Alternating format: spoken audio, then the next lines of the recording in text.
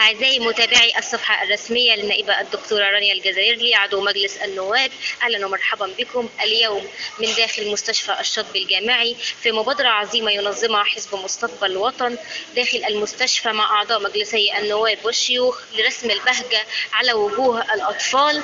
ابقوا معنا. يسألونا مين احنا اللي جمعنا أملنا، وطننا دايما على بالنا، احنا مستقبل وطن،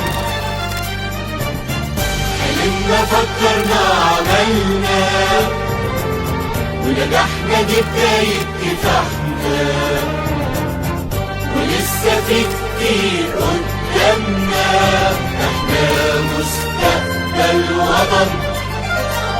عظيم سلام لمصر وأرضها، عظيم سلام للي بيحبها، عظيم سلام للي بيعيش لها، واللي بيموت لها، واللي بيتعب ويشقى وهمه مستقبل وطن.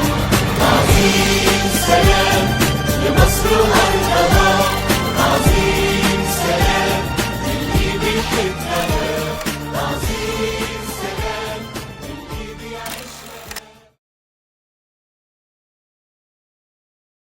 أنا الدكتورة رانيا الجزائري عضو مجلس النواب، أهلا وسهلا بحضرتك. اهلا بيك يا حبيبتي، اهلا وسهلا. النهارده طبعا خلال الفعاليه العظيمه التي ينظمها حزب مستقبل وطن تحت عنوان كلنا ايد واحده، والنهارده ليه حرصت حضراتكم ان انتم تواجد النهارده داخل مستشفى الاطفال؟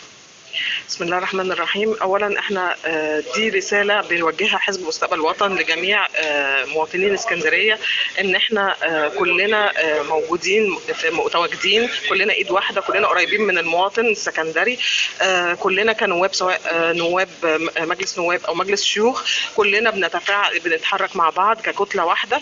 في فعلا كل نائب ليه دوايره، لكن برضو في نفس الوقت احنا كحزب كلنا مترابطين جدا، وكلنا في خدمه المواطن السكندري. واخترنا طبعا مستشفى الشاطبي لان المستشفى الشاطبي الجامعي دي تعتبر من اكبر المستشفيات الحكوميه او الجامعيه الموجوده في اسكندريه، بتخدم 3 أو 4 محافظات، اسكندريه والبحيره وكفر الشيخ ومرسى مطروح.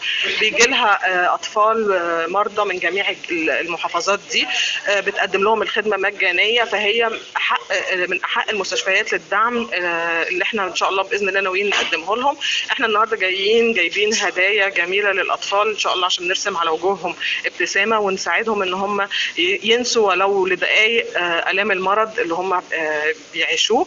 وان شاء الله برضو احنا متواصلين مع المستشفى، وعلى وعد ان شاء الله بزيارات اخرى لمستشفيات اخرى علشان لمزيد من التعرف على الاحتياجات للمستشفيات الاسكندريه، وبنحاول ان احنا نقرب اكتر من المواطن السكندري. دكتورة رانيا الجزائري، شكرا لحضرتك يا فندم.